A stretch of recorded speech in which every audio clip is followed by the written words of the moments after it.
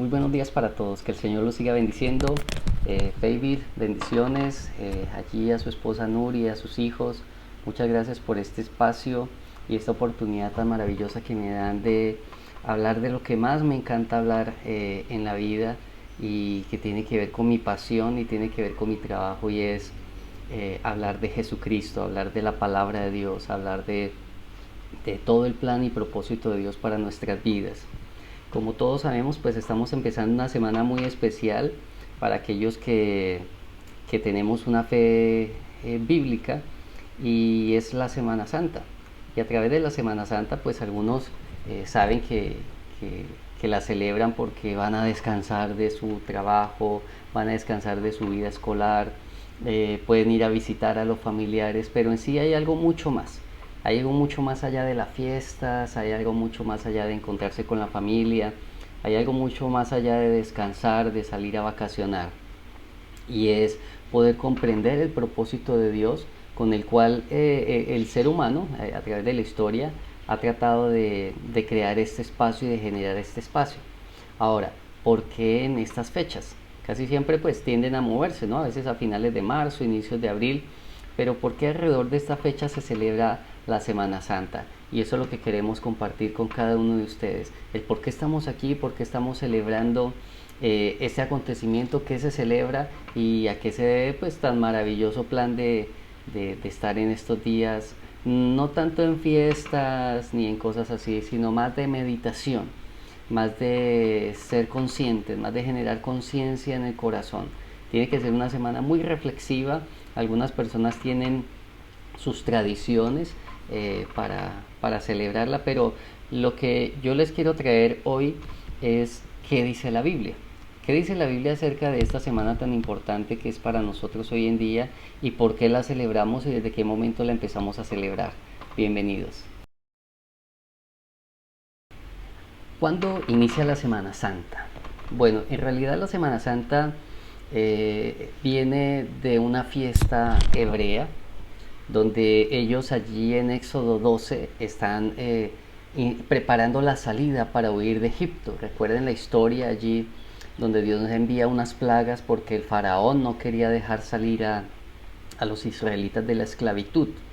Y lo que recuerda la Pascua es eso. Los hebreos hoy en día cuando celebran los judíos es lo que celebran en la Pascua, que es para estas fechas, en realidad el 9 de abril se está celebrando este año en el 2020 la Pascua hebrea. Pero lo que ellos conmemoran es, éramos esclavos, fuimos esclavos, pero ahora somos libres. Y ese es el sentido de la Semana Santa. Entonces ellos están allí en esclavitud. Todo esto lo puedes encontrar en Éxodo. Y en la esclavitud ellos claman a Dios y Dios les envía un profeta llamado Moisés. Recuerdan la historia, el que fue sacado de las aguas y todo esto. Y también entonces Moisés Dios lo prepara, Dios lo forma para que realice esa tarea, para que cumpla ese propósito con los planes divinos. Ya Dios todo lo tenía planeado y había preparado a Moisés sin que él se diera cuenta. A veces no entendemos las circunstancias que nos rodean, pero Dios tiene un propósito y por algo Dios te ha estado formando, por algo Dios te ha estado enseñando cosas desde que naciste, siempre ha estado allí porque tiene un propósito con tu vida, así como lo tenía con Moisés. Entonces Moisés preparado va ante el faraón. Acuérdense que el faraón no quería dejar ir libre al pueblo de Israel y entonces Dios empieza a enviar unas plagas, se empiezan a manifestar unas plagas para tratar de ablandar el corazón endurecido de Faraón, pero él antes se ponía más duro, más necio ante las circunstancias. Y la última plaga es que se iba a desatar un ángel de muerte y ese ángel de muerte iba a matar a todos los hijos varones de los egipcios o de Egipto e incluso de los animales. Sin embargo, Dios les dice lo siguiente: ustedes, el pueblo de Israel, van a hacer un sacrificio de un cordero, van a hacer un asado también y se van a comer esas carnes y todo, pero con la sangre lo que van a hacer es juntarla en las puertas, en las columnas de la casa, y entonces el ángel de la muerte, cuando pase y vea la sangre allí en sus casas, él no va a pasar por allí, él va a pasar por encima, él no va a entrar a su casa, sino que va a pasar por encima. Y ese pasar por encima en términos hebreos es Pascua. Pascua significa en español pasar por encima. Así que el ángel de la muerte pasa por encima de la casa de los hebreos cuando ve la sangre y nada le sucede. Se los voy a leer en Éxodo capítulo 12. Dice allí la palabra del Señor en el verso 11. Dice: estas son las instrucciones para que cuando coman esa comida estén totalmente vestidos, listos. Lleven puestas las sandalias y tengan su bastón de mando. Coman deprisa porque es la Pascua del Señor. Allí se empieza a instituir la Pascua. Y dice en el 12, dice 12:12, esa noche pasaré por la tierra de Egipto y heriré de muerte a todo primer hijo varón y a la primera cría macho de los animales en la tierra de Egipto. Ejecutaré juicio contra todos los dioses de Egipto, porque yo soy el Señor. Pero la sangre sobre los marcos de las puertas servirá de señal para indicar las casas donde ustedes estén. Cuando yo vea la sangre pasaré de largo. Esa plaga de muerte no los tocará a ustedes cuando yo hiera a la tierra de Egipto. Entonces les estoy explicando cómo es que inicia y cómo es que nosotros estamos celebrando la Semana Santa, porque tiene una estrecha relación con lo que le pasó al pueblo judío y con esta celebración que ellos hacen año tras año y que ellos conmemoran su salida de su esclavitud y ahora celebran su libertad. Así que eso es lo que ellos hacen en esta temporada y lo que nosotros deberíamos también enfocarnos, porque la Semana Santa es una experiencia, es un tiempo en conmemoración a todo esto, de que éramos esclavos, pero ahora somos libres. ¿Éramos esclavos de qué? Y ahora somos libres de qué? Porque los judíos eran esclavos de Faraón, ¿verdad?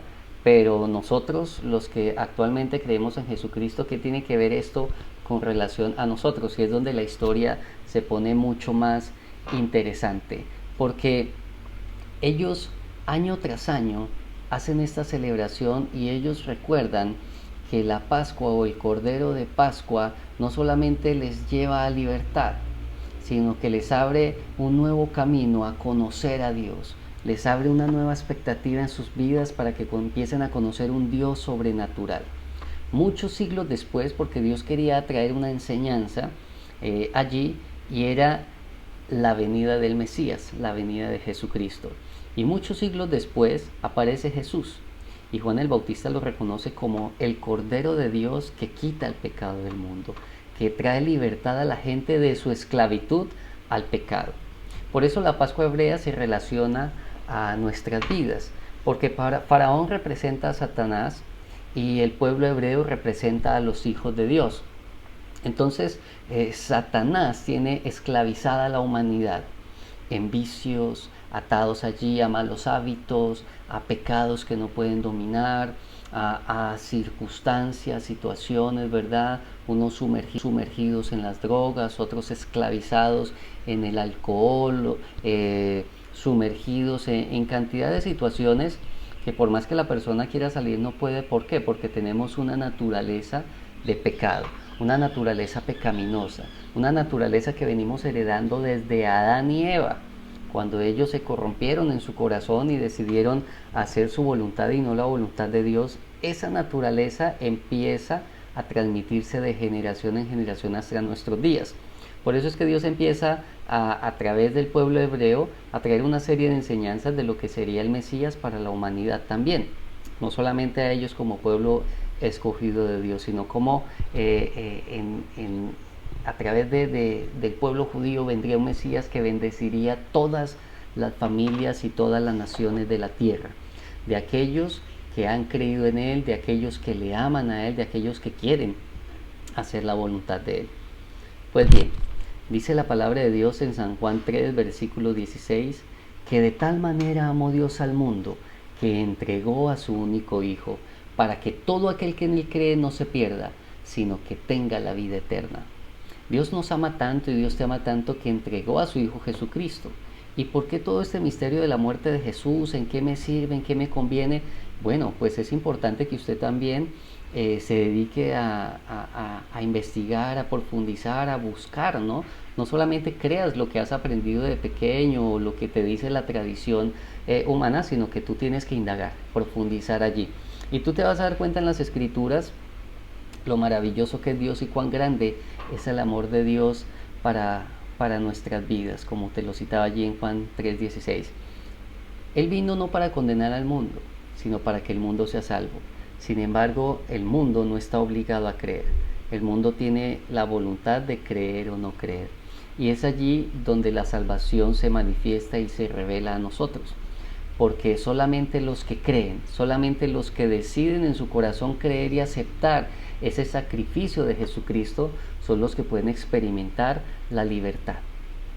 Y eso es lo que nosotros celebramos.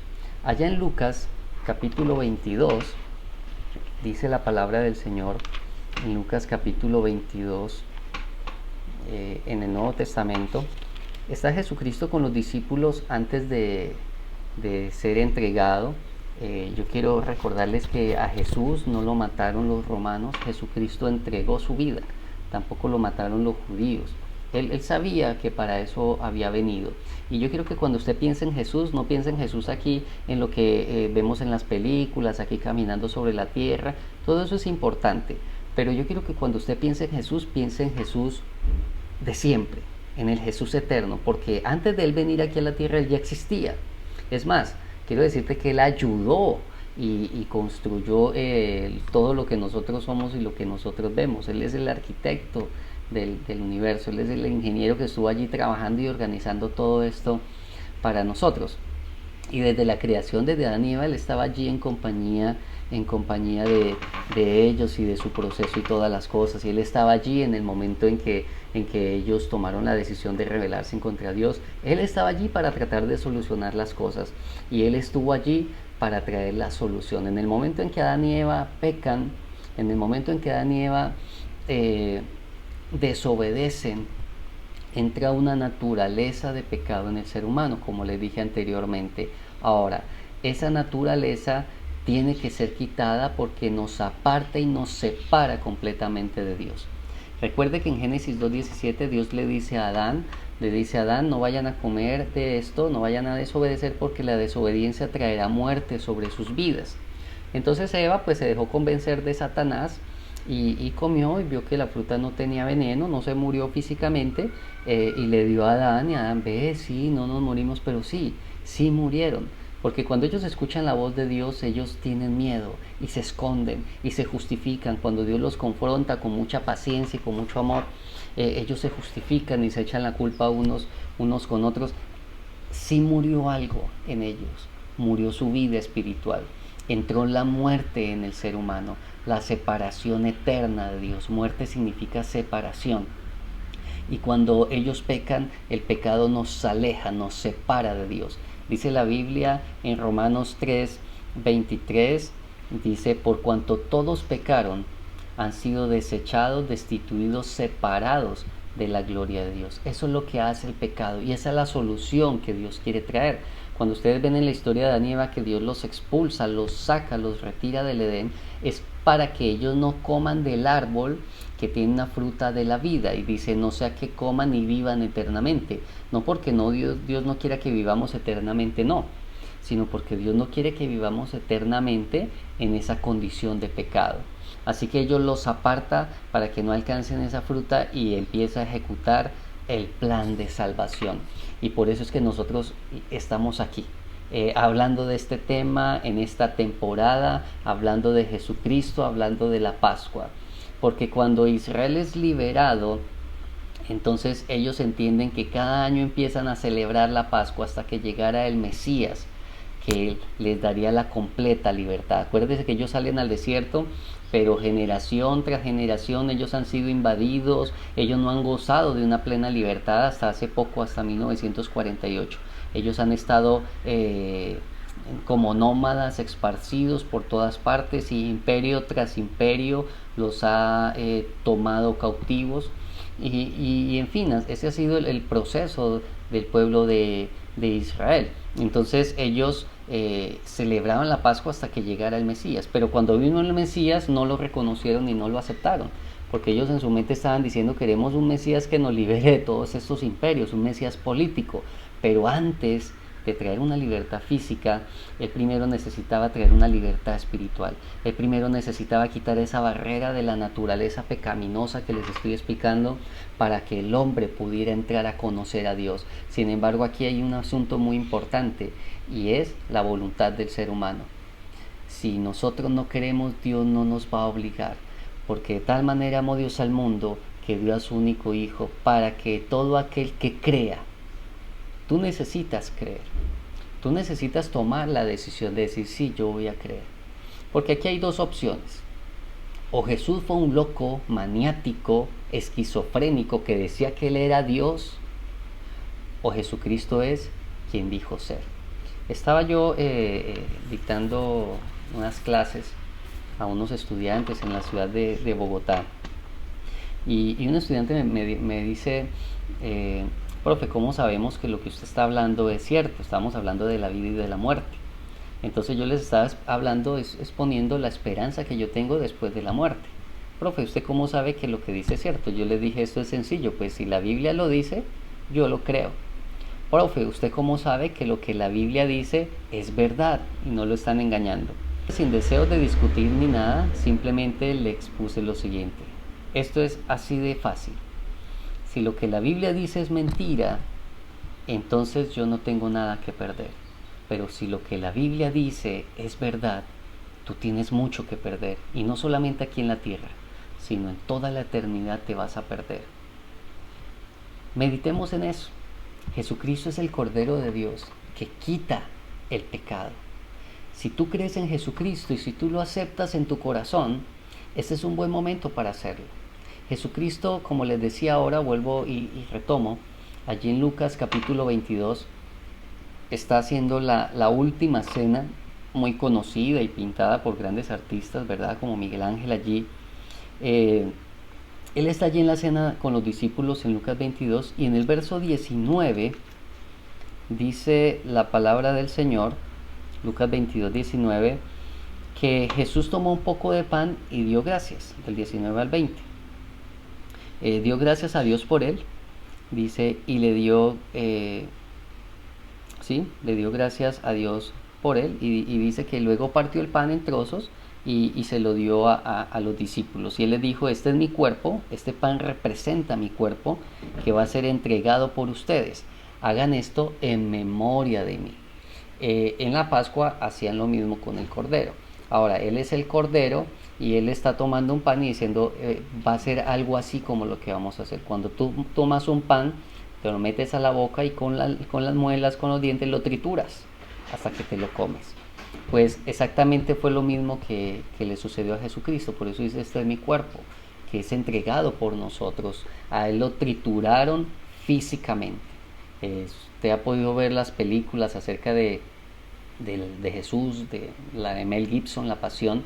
Dicen que es muy similar a lo que le pasó a Jesucristo. Dice que de pronto es en poquita escala lo que vemos en la película, que lo que vivió Jesús fue algo así y aún más doloroso, pero él fue completamente molido, con sus látigos, con sus azotes, con sus golpes, le golpeaban con una vara, de un golpe le arrancaron la barba, en fin, lo escupían, lo maltrataron, fue molido en su cuerpo.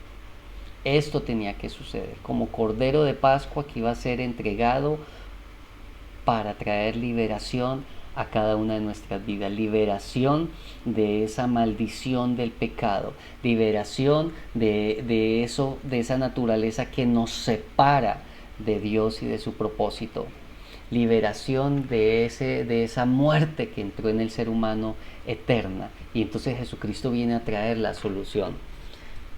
Sin lugar a duda, algún día vamos a morir. La experiencia nos dice que todos vamos a morir. ¿Y qué va a pasar con nuestras vidas después de la muerte? Jesucristo te da una garantía. Dios a través de Jesucristo, a través del Cordero de Dios, te puede ver sin pecado. Dios a través de Jesucristo te limpia, te libera de esa maldición y de esa atadura, de esa naturaleza de pecado que te separa de Dios y te ayuda a comenzar un nuevo proceso. Dice la palabra de Dios que si estás en Cristo, en ese momento, cuando tú aceptas a Cristo por fe en tu vida, cuando tú abrazas y crees que Él es el Cordero de la Pascua, que murió para traer liberación a tu vida, entonces tú vas a poder experimentar la gloria de Dios. Entonces tu vida va a ser transformada. Como dice la Biblia, si estás en Cristo, eres una nueva creación. Las cosas viejas pasaron y quedaron atrás. 2 Corintios 5:17. Ahora todo es hecho nuevo. Ahora empiezas de cero con Dios. Por eso estamos aquí celebrando la Pascua.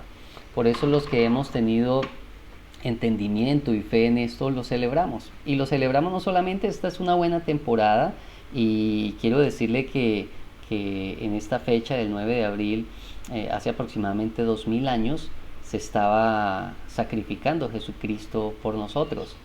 Y estaba sucediendo algo muy espiritual, algo que traería liberación. Él es el Cordero de Pascua de nuestras vidas. Él es el Cordero que quita el pecado del mundo. Muy bien.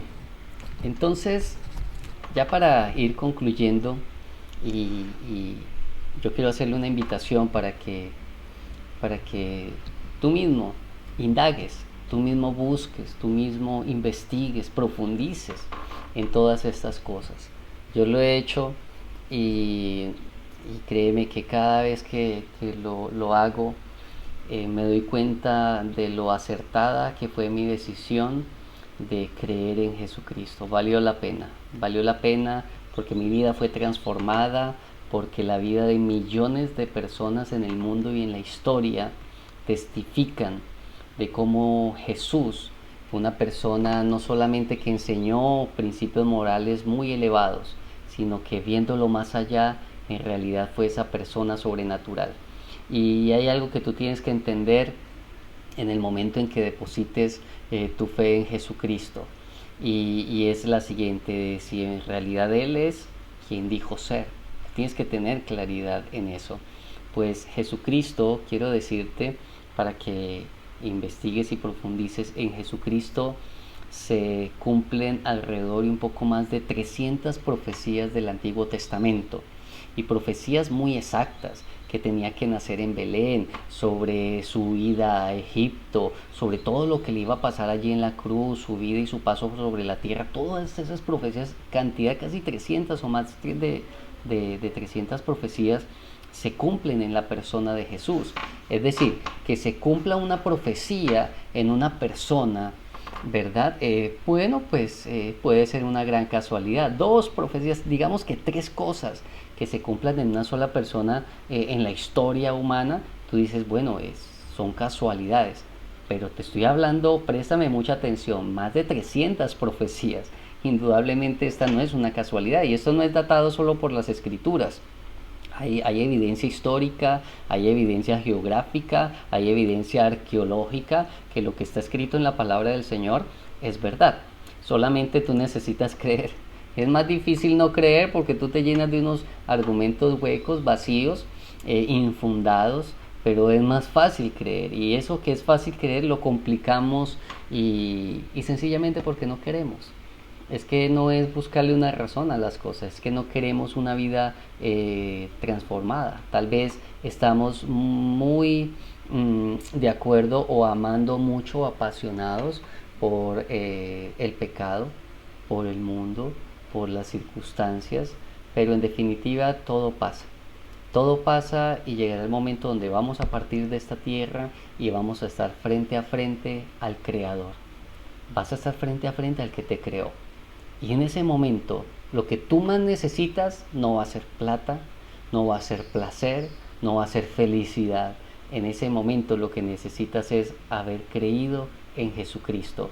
Porque cuando tú crees que Él es el Cordero de Dios, el Cordero de tu Pascua, entonces Él ha limpiado y se ha llevado en la cruz todos tus pecados. Eso fue lo que hizo Jesucristo, tratar de reconciliarnos con Dios. Dice la palabra del Señor en 1 Corintios capítulo 15, versículo 12, dice así, pero díganme lo siguiente: dado que nosotros predicamos que Cristo se levantó de los muertos, Porque algunos de ustedes dicen que no hay resurrección o no habrá resurrección de los muertos. Porque si no hay resurrección de los muertos, entonces Cristo tampoco resucitó. Y si Cristo no ha resucitado, entonces toda nuestra predicación es inútil. ¿Para qué estamos aquí hablando carreta, verdad? Toda nuestra predicación es inútil y la fe de ustedes también lo sería. Y nosotros los apóstoles estaríamos todos mintiendo acerca de Dios porque hemos dicho que Dios levantó a Cristo de la tumba.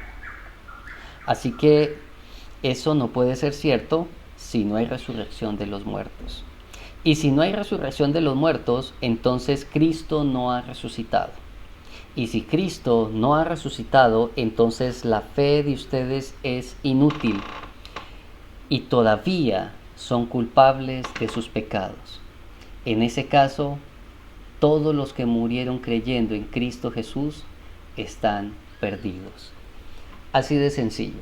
Si Jesucristo no resucitó de los muertos, no pasa nada, bien, vamos a morir, no perdimos nada. Pero si Jesucristo sí resucitó de los muertos, nosotros también vamos a resucitar. Pero vamos a resucitar a una vida eterna si creemos en Él. Todos vamos a resucitar, hayas creído o no hayas creído en Jesucristo. Pero algunos van a resucitar para vida eterna y otros van a resucitar para condenación eterna. ¿De qué lado del camino quieres estar tú? ¿De qué lado de la balanza quieres estar tú? Solo por una decisión, solo por un desear, solo por un querer.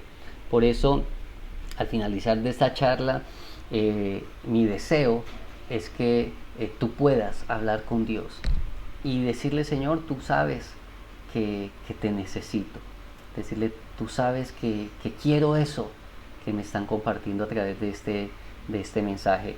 Jesucristo en realidad resucitó de los muertos, pero eso ya sería extenderme un poco más. Jesucristo sí resucitó. Hombres, cientos de hombres dieron su vida por esa verdad. En realidad nadie estaría dispuesto a morir por una mentira si sabe que es una mentira. O de pronto, bueno, una persona moriría por una mentira, pero 12 personas, cientos de personas que convivieron con Él, estuvieron dispuestos a entregar su vida, a ser muertos, sacrificados por esa verdad o por esa aparente mentira. No es casualidad, mi hermano, mi amigo, mi amiga que me está escuchando. En realidad Jesucristo resucitó. Y no solamente la evidencia histórica lo demuestra, sino que a través de la historia, todas las personas que hemos decidido creer, que tenemos miles y millones y hay millares de testimonios acerca de una transformación, acerca de vidas diferentes, vidas sobrenaturales, solo por el hecho de haber creído en Jesucristo. Esto no es un cuento de hadas, esto es la historia de amor más hermosa jamás contada, pero que traerá consecuencias muy lamentables para aquellos que decidieron no creer en Jesucristo. Y para aquellos que decidieron aceptar, traerá consecuencias maravillosas. Por eso es el sentido de la Pascua. Jesucristo alrededor de hace 2000 años entregó su vida por nosotros. Y no solamente murió y quedó allí, sino que Él se levantó de la muerte. Y si Él resucitó, tú también vas a resucitar. Más adelante, en cualquier momento, Dios nos va a pedir cuentas. Y vamos a estar allí delante del gran trono de Dios, sin nada que esconder, sin nada que justificarnos, porque Él es Dios y Él no le vamos a mentir. ¿Qué vamos a decir cuando estemos delante de Dios? Y Dios no te va a decir: ¿por qué hiciste esto? ¿Por qué hiciste aquello? ¿Por qué? No, Él te va a decir: ¿por qué no creíste? O por cuanto creíste, mira lo que ganaste. Fue un placer haber estado con ustedes, que este tiempo de esparcimiento y de cuarentena, una Semana Santa larga, ¿no? Pero que nos sirva para entender, que nos sirva para meditar, que nos sirva para reflexionar. Busca y acércate a Él con todo tu corazón. Él está llamando a tu puerta y Él solamente quiere que tú escuches y que le dejes entrar. Él quiere que tú le des esa oportunidad de que Él se manifieste en tu vida. Hable tu corazón, exprésale con tu corazón la necesidad que tienes de Él y que tú quieres estar escrito allí en ese libro de la vida. Él está llamando a tu puerta. Les habló el pastor Alejo. Favor, bendiciones y muchas gracias por esta maravillosa oportunidad.